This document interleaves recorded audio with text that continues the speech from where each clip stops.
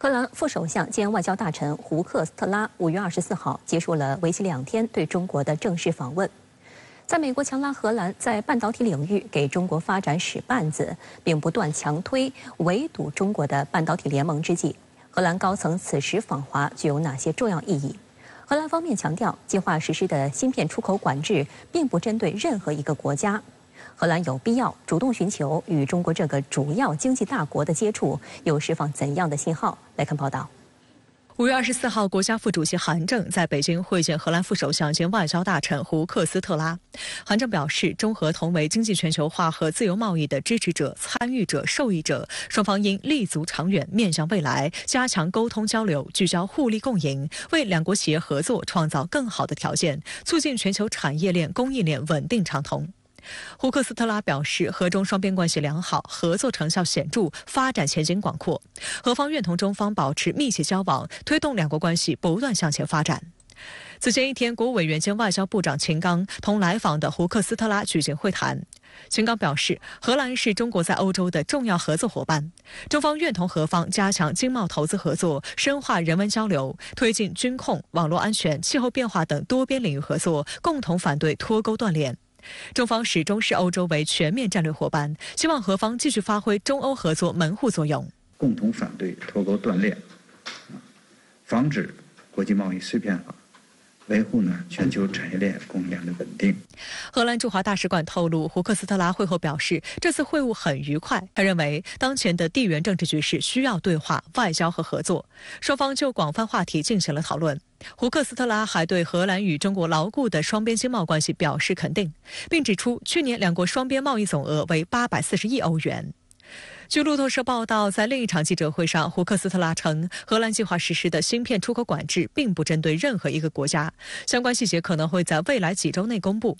他补充说，即便中美关系已变得更加复杂，荷兰仍有必要主动寻求与中国这个主要经济大国的接触。中国是荷兰的优先合作伙伴。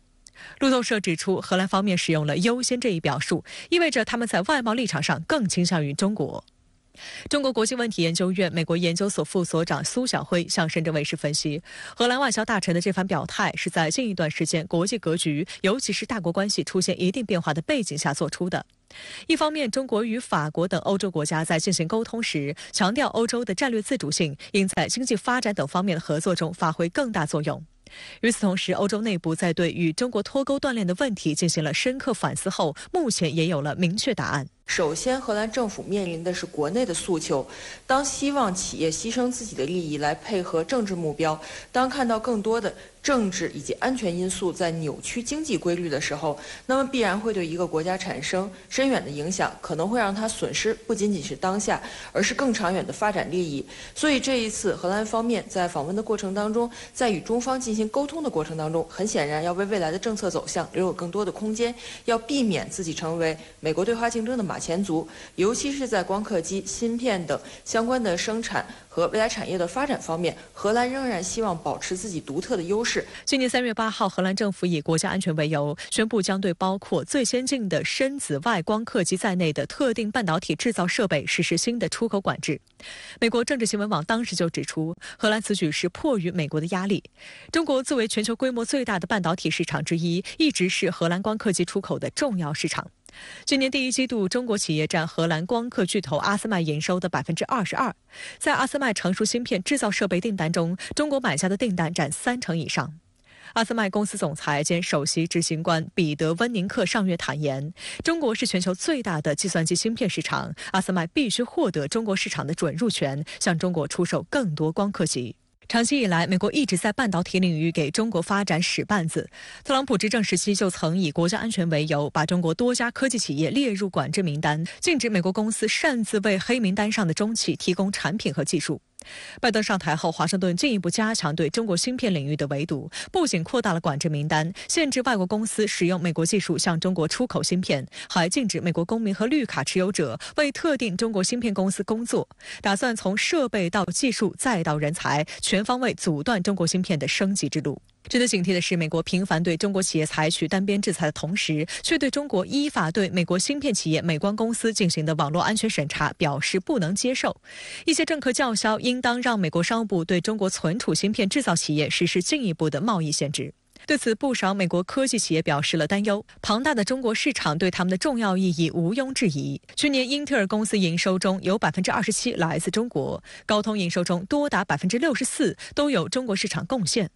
美国芯片制造商英伟达首席执行官黄仁勋近日坦言，中国市场不可代替，若无法与中国进行贸易，将对美国企业造成巨大的损害。中国商务部新闻发言人束学庭在25号的发布会上，给包括美企在内的全球各国企业派了一颗定心丸。有关审查是维护中国国家安全的必要措施。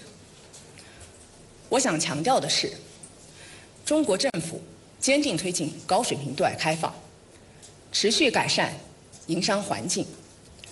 愿与世界各国分享中国发展机遇。美光公司产品因网络安全审查没有通过问题受到大众关注。发言人回应媒体关切时表示，有关审查是维护中国国家安全的必要措施。对于担心中国对外资态度发生转变的声音来说，商务部发言人的表态可谓掷地有声，坚定表达了只要遵守中国法律法规要求，欢迎各类企业、各项产品服务进入中国市场的积极态度。商务部还证实，商务部部长王文涛于25号至26号赴美参加亚太经合组织贸易部长会，期间将分别与美国商务部长雷蒙多、贸易代表戴奇举行会谈，就中美经贸关系和双方共同关心的问题与美方进行交流。外界注意到，美国白宫国家安全委员会战略沟通协调员科比此前一天曾表示，中美关系复杂并有所起伏，确保更开放的沟通渠道比以往任何时候都更重要。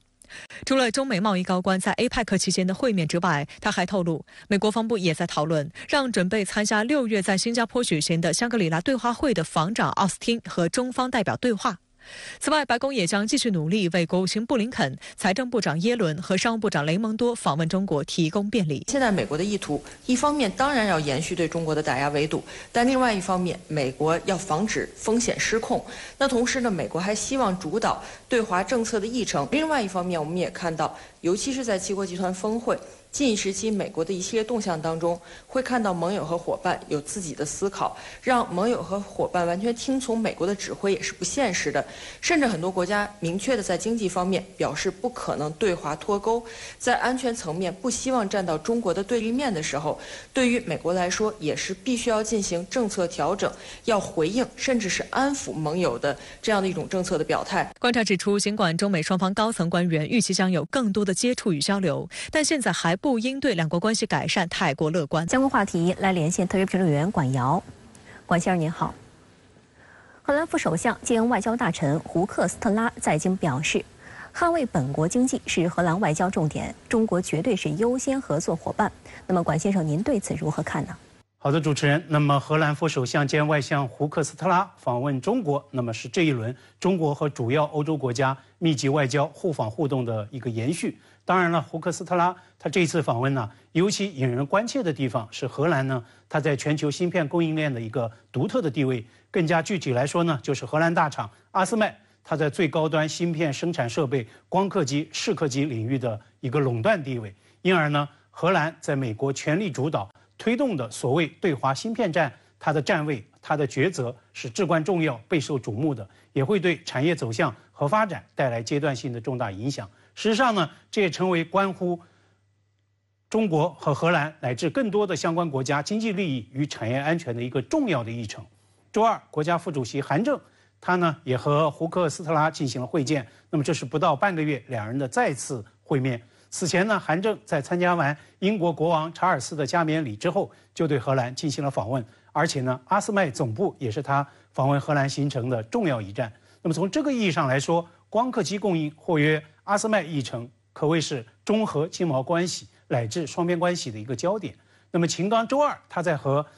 胡克斯特拉共同见记者时呢，就直言中方对芯片光刻机问题有严重关切，中荷可以在双边、欧洲以及多边3个层面来加强合作，人为切断产供链，那么这才是世界风险的源头。事实上呢，半个月前访问欧洲大陆，秦刚就曾经对这种风险有过非常深刻、生动的剖析。9号在和德国女外长贝尔伯克共同见记者时，秦刚就指出，欧方提出对华合作去风险，那么首先就应该思考什么是风险，风险在哪里？以去风险之名行去中国化之实，那么就是去机遇、去合作、去稳定、去发展。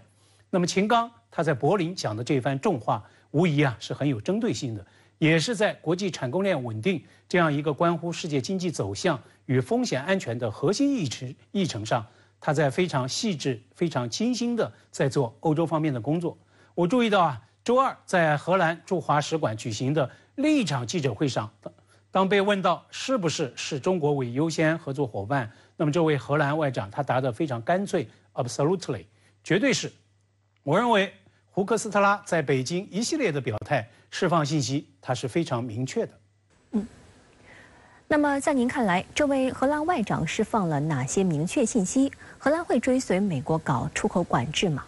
？G7刚刚在日本广岛举行了峰会，那么发布声明的一个主题词是所谓的去风险，声称无意对华脱钩，无意遏制中国经济的崛起和影响力。我之前在节目中也曾评论，那么欧洲最先发出的所谓对华政策去风险的呼吁写进G7宣言，那么这意味着美西方对华政策至少在经济领域是降低了调门，它的对抗色彩有所淡化。但是呢，也要特别指出，大西洋两岸对去风险它的理解并不一致，因而美欧在政策制定与执行上也会有相当的区隔与差距。荷兰并不是G7成员国，但它作为秦刚口中的中欧合作的门户国，对此应该是有深刻全面的认知判断的。美国此前搞所谓的芯片四方联盟，其中呢并不包括荷兰，但是呢，随着美方全产业链的封堵限制的加码升级，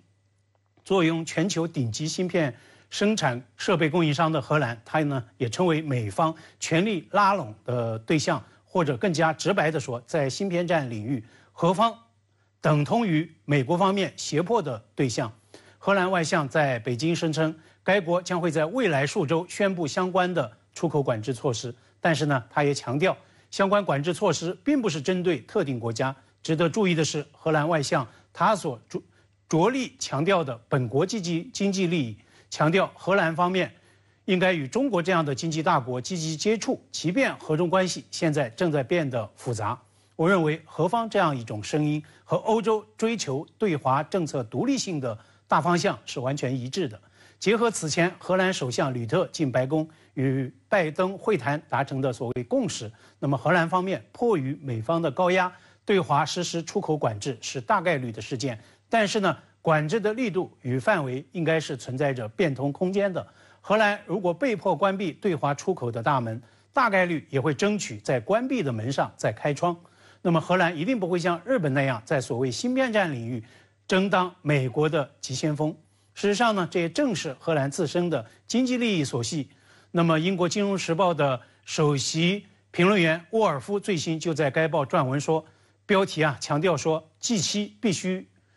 接受新现实。那么这个现实新在哪里呢？沃尔夫这样写道，美国的单机时刻和七国集团的经济主导地位都已经成为历史，中国现在是一个经济超级大国，各方必须再次找到通往合作的道路。那么荷兰外相他在北京的一系列的表态也都在见证他对沃尔夫的这一判断是高度认同的。当然他背后的动力还是荷兰自身的国家利益。中国商务部正式官宣，商务部长王文涛将在今明2天出席在美举行的 APEC 部长会，并将与美商务部长雷蒙多及贸易谈判代表戴奇会谈。那您对此如何前瞻呢？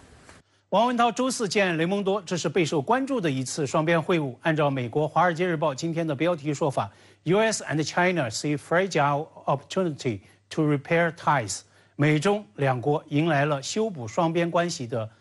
这个脆弱的机会。那么在美报看来，机会存在，但它又是脆弱，而且是具有不确定性的。那么这第一个测试就是雷蒙多与他的中国同事的这场会见。放到中美关系的大背景来看，美国总统拜登刚刚在告别广岛之际，他在会见记者时表示说，相信美中关系很快会迎来融冰解冻，他也期待美中之间建立高层沟通的热线。但是呢，美国政治网站最新分析观察的标题结论是，美中关系迄今还没有任何解冻的迹象。中国新任驻美大使谢锋刚刚抵美就任，那么他在到任的这个讲话中啊，也强调说，中美关系面临严峻的挑战。昨天在白宫记者会上，白宫国安会的战略沟通顾问科比，他一方面指责中方对美光公司存储产品关闭市场之门是所谓的经济胁迫，另一方面呢，又在强调中方对美光的最新管制不会引爆美中关系。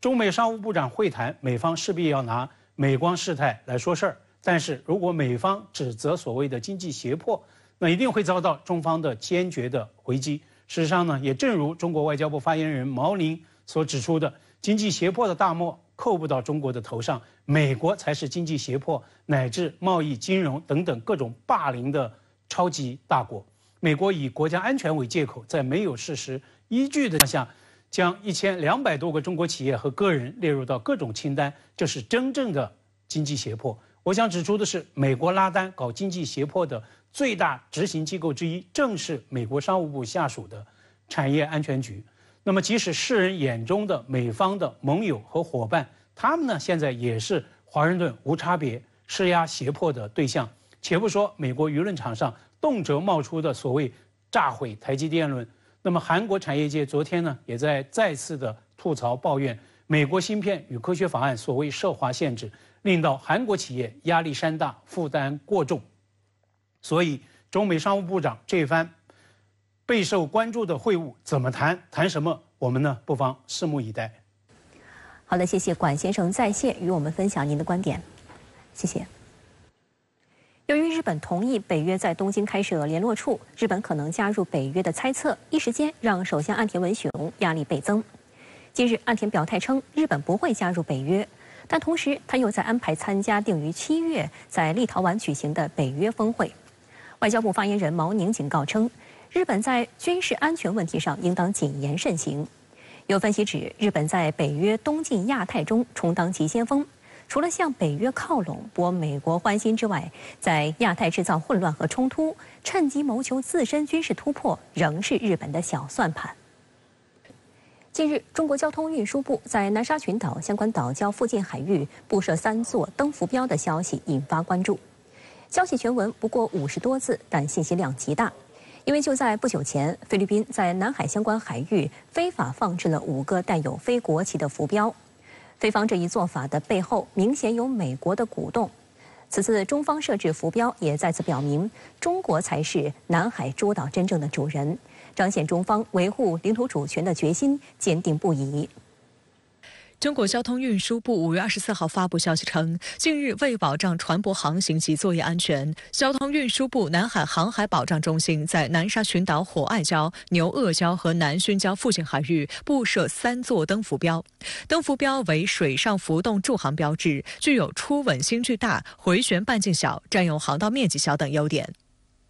中国南海研究院海洋法律与政策研究所副所长丁铎博士在接受《环球时报》采访时表示，作为南海最大的沿岸国，中国在南沙群岛设置3座灯浮标，表明中国切实履行国际义务，维护航行安全，向国际社会提供涉海公共产品。深圳卫视查阅资料发现，2015年5月到2016年，交通运输部相继在南海岛礁相关海域建设了多个公共服务设施。2015年10月9号，交通运输部在南海华阳礁举行华阳灯塔和赤瓜灯塔竣工发光仪式。这2座灯塔的建成填补了我国南沙水域民用导航设施的空白。此后，位于南沙主碧礁的主碧灯塔、位于南沙永暑礁的永暑灯塔和位于南沙美济礁的美济灯塔陆续建成发光并投入使用。这5座灯塔均为大型多功能灯塔，塔高均在50至55米之间，灯光射程22海里，可提供综合导航驻航服务。外交学院国际安全研究中心主任林胜利对深圳卫视表示，作为南海最大的沿岸国，无论是以往的灯塔还是此次灯浮标的设置，不仅体现了中国在国际公共事务中的大国责任和担当，同时也维护了我国南海主权和海洋权益。通过设置这样一些公共的一些产品服务，能够更好的保障我国的渔民，同时也能够为南海地区经过的船只提供更好的一些导航或者夜间服务，这个也体现了中国的这样一个大国担当。它不仅是一个宣示主权，而且是一个实实在在的去行使这样一个主权相关权利的这样一个管辖。采取这样一些措施，并不是想这个南海问题激化，而是更好的保障我们的权益，同时也要和地区各国的共同的推动这个南海地区这种稳定向好。值得注意的是，就在此次中方布设3座登浮标前不久，菲律宾海岸警卫队在我国南沙群岛300多平方公里海域内非法投放了5个巨大的太阳能导航灯浮标，其上面带有菲律宾国旗标志及菲方所命名的所谓岛礁名称。这5个地区分别包括费信岛、火爱礁、南越岛、双黄沙洲以及牛轭礁。菲海岸警卫队妄称这是在宣示菲律宾对这5座岛礁的所谓主权。深圳卫视注意到，费信岛靠近我国的里约滩具有极高的战略价值，菲方曾在附近海域进行过石油钻探。火爱礁位于菲律宾非法侵占南沙岛礁的中心地带，其位置的重要性不言而喻。南越岛是我国在中菲海战中曾收复过的岛礁，现被菲律宾非法占据。而双黄沙洲和牛轭礁自古以来都是我国的固有领土，且具有丰富的鱼类资源。事实上，菲律宾搞改名字、放浮标的小动作，根本无法改变相关岛屿属于中国的既定事实。历史上，中国是最早发现、命名和开发利用南海诸岛及相关海域的国家，一直对南海岛礁行使主权。2战期间，日本曾非法侵占南海岛礁，根据开罗宣言，日本必须将所窃取的中国领土归还中国。1982年，联合国海洋法会议又通过了联合国海洋法公约。依据公约，如果一个国家在历史上对某处岛屿拥有主权，将自动拥有全部所有权，这是中国对南海主张的法理依据。菲律宾在南海非法设置浮标的做法，在国际社会也引起广泛争议。有观察指，这是菲律宾政府试图改变南海现状的明显信号，严重冲击了南海地区的和平稳定。更重要的是，这种行为明显违反了国际法和公认的海洋法，也违反了中菲之间的双边协议。还有观察注意到，中方5月24号宣布布设的灯浮标，从地点上看，至少2个是与菲方设浮标重叠的区域，相当于给了菲律宾当头一棒。林胜利就对深圳卫视表示，中方布设浮标是以顺势而为、借力打力的方式对菲方予以反制，显示继续维护南海和平稳定的决心非常有智慧。最近一段时间，菲律宾在南海地区搞了很多小动作，打破了以往中菲在南海地区这样一个相对克制和稳定的一个态势。那么面对菲律宾的这一系列的小动作，中国的反应是及时的、是有效的、是这个恰当的。我们也不希望南海地区这个矛盾的这样一个激化，我们也希望通过沟通的渠道和菲律宾更好的去探讨南海问题如何去稳定和发展。分析指，菲律宾非法设置浮标的做法很明显背后有美国的鼓动。外界注意到，美菲防务合作近来不断升温，美军可使用的菲方军事基地增加到9个。4月中旬，美菲又联合展开史上最大规模肩并肩军事演习，多场演习在靠近南海、台湾以南等海域进行。此外，美菲双方近期还达成双边防务指引，并正式明确美菲共同防御条约覆盖南海。五角大楼新闻发言人赖德声称，基于新的双边防卫指导方针，美菲希望加强双边规划、信息共享，加速防御能力发展。彭博社称，美菲同意扩大军事演习的范围、规模和复杂性，优先考虑联合海上活动，包括但不限于联合巡逻。而针对美菲共同防御条约相关内容，中国外交部、国防部指出，中方坚决反对任何国家以双边条约为借口插手南海问题，损害中方领土主权和海洋权益。中国军队密切关注相关动向，将采取必要手段，坚决捍卫国家领土主权和海洋权益，坚定维护南海地区和平稳定。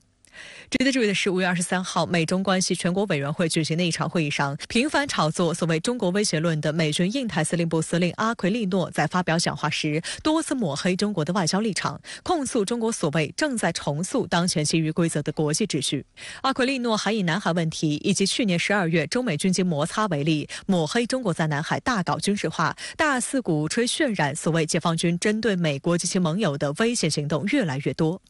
针对阿奎利诺在演讲中大放厥词，中方代表我国驻联合国代表团军参团团长尹忠良少将当场予以驳斥。美国不希望这个南海地区能够持续稳定，这样的话可能就使得这个美国少了一些介入南海地区去离间中国和东南亚国家的一些这种机会，以这个菲律宾作为一个重要的支点，来增强美国在南海地区甚至在东南亚地区的这样一个影响。所以呢，可以看到就是说美国这个背后的这个影响是不容忽视的，因为这一系列的这个举措是符合美国这种大国竞争和对华施压的需要。外界注意到，虽然美国不断怂恿拉拢，但中菲关系仍基本保持稳定。4月，国务委员兼外交部长秦刚访菲时，马克思向秦刚表示，菲方将坚持独立自主，不选边站队，愿深化菲中友好，扩大合作，加强沟通，妥善处理海上问题，不使其干扰两国关系大局，维护地区和平与繁荣。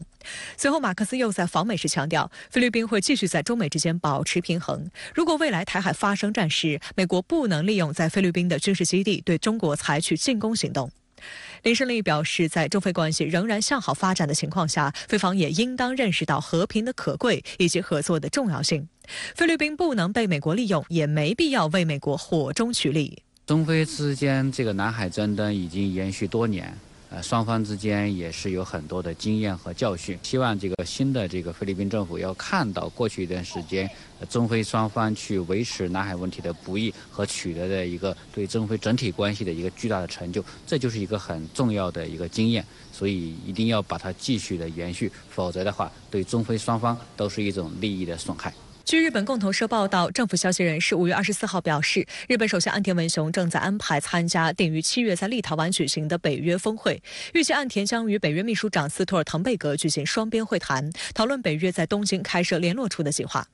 当天，岸田在参议院会议上表示，他知悉北约考虑在日本成立联络处，但并不知道北约是否已经就此做出决定。岸田还表态称，日本没有作为成员国或者准成员国加入北约的计划。外交部发言人毛宁当天警告称，日本在军事安全问题上应当谨言慎行。北约是一个区域性的组织，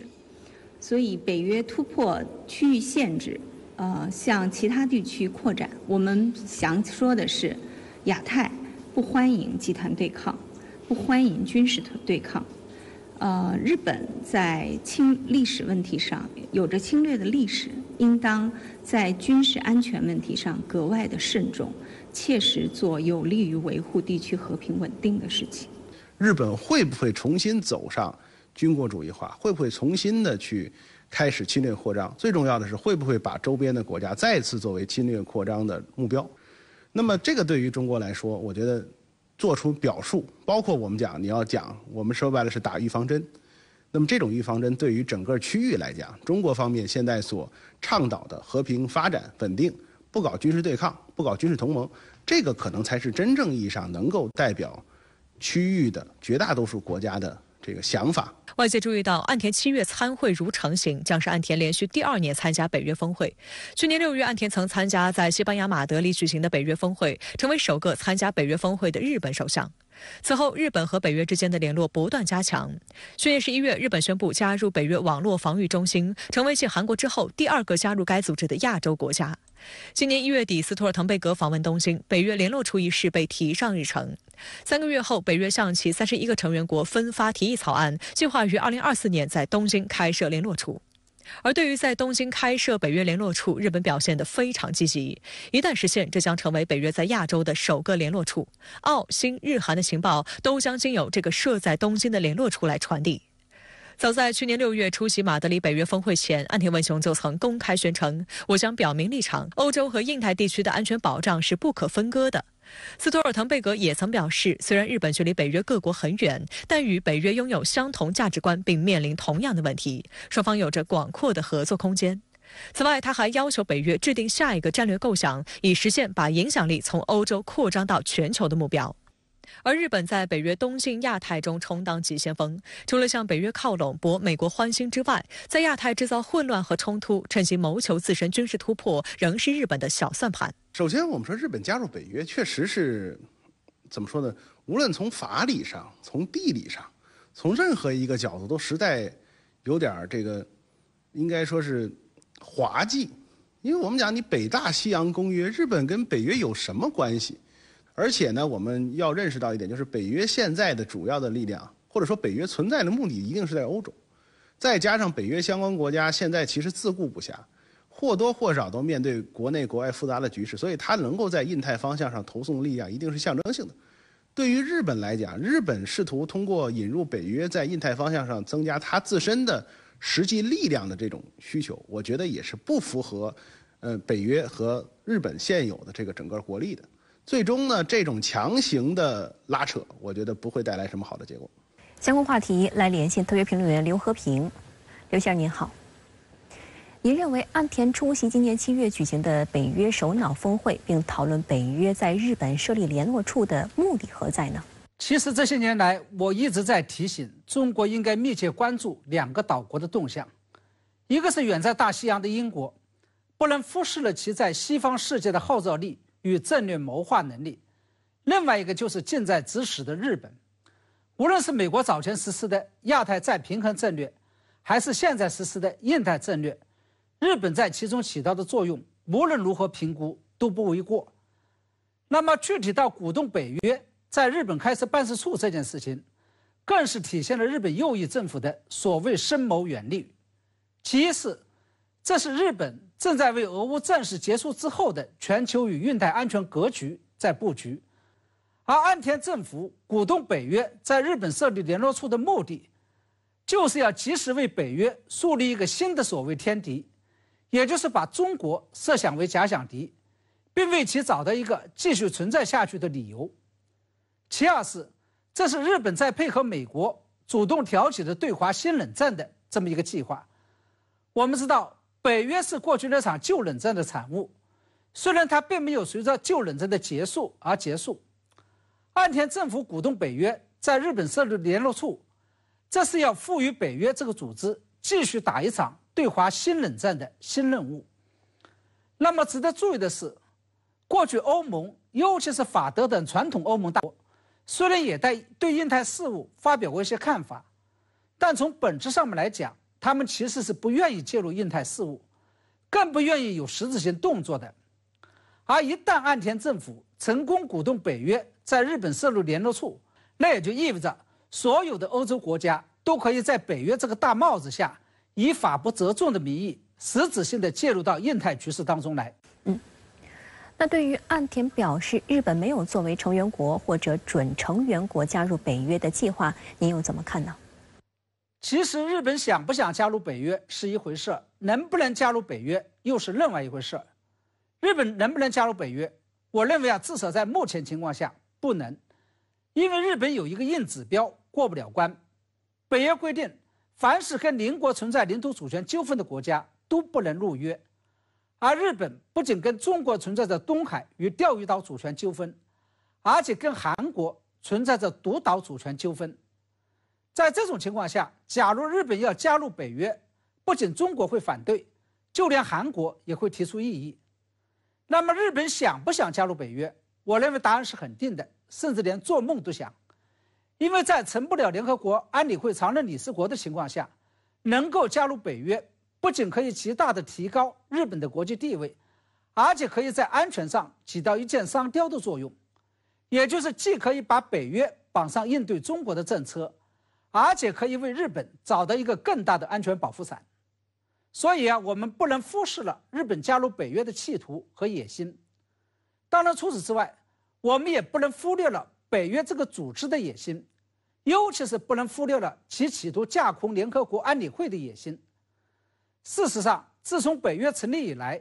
就一直存在着要架空联合国安理会的倾向。我们知道，在联合国安理会中，中俄与美英法这5大常任理事国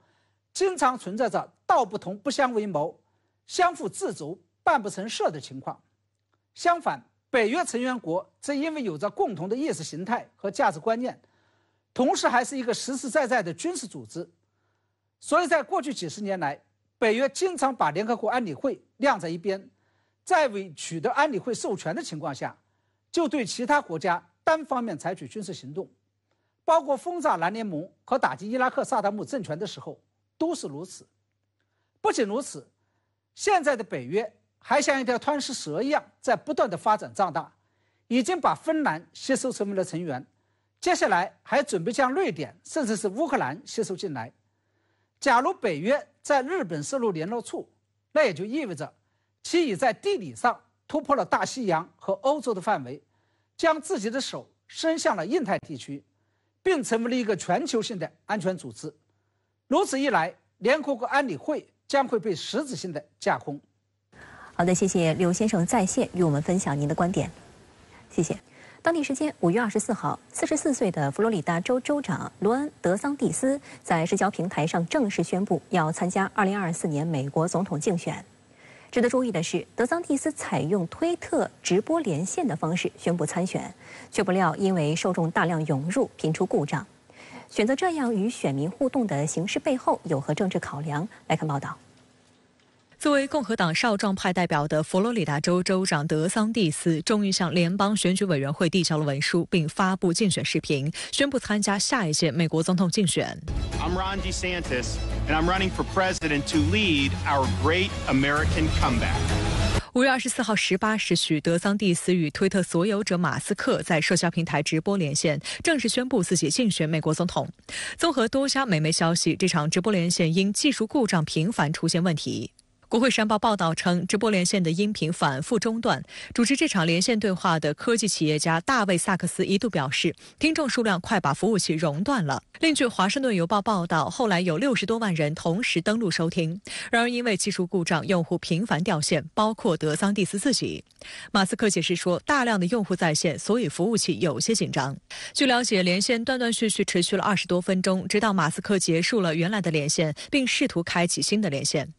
华盛顿邮报称，最终他们在一个单独的账户上开启了一个连线。德桑蒂斯最终比预计晚了大约半小时，宣布参加竞选的消息。Our president,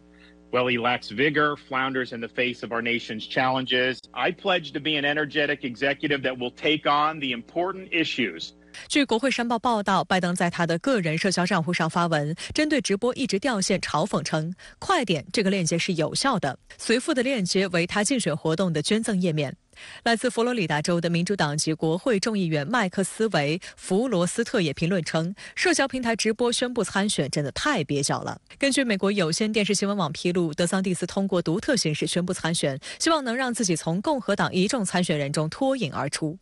报道称，德桑蒂斯的团队正在计划一个有攻击性的非常规的总统竞选方式，让德桑蒂斯迅速出现在成千上万的选民面前，与特朗普、拜登的竞选活动形成反差。美国全国公共广播电台表示，德桑蒂斯利用社交平台几乎可以肯定是在针对前总统特朗普。深圳卫视注意到，德桑蒂斯希望将佛罗里达州的执政经验推向全国，这也意味着他释放出了与特朗普正面交锋的信号。Governing is not entertainment. It's not about building a brand or virtue signaling. It is about delivering results. And our results in Florida have been second to none. We can and we must deliver big results for America. 对此，76岁的特朗普毫不犹豫地在他的社交媒体平台 Truth Social 上嘲笑德桑蒂斯的竞选活动开局不利。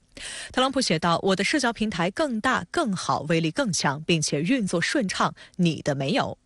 深圳卫视了解到，虽然佛罗里达州立法机构尚未最终确定一项法案，允许德桑蒂斯在不辞去州长职务的情况下竞选总统，但这并未影响到德桑蒂斯的野心。近来，德桑蒂斯频频出访国外，希望打磨自己的外交政策资历，同时开始加快转向右翼，在堕胎、枪支、移民等议题上推出一些保守倾向的政策。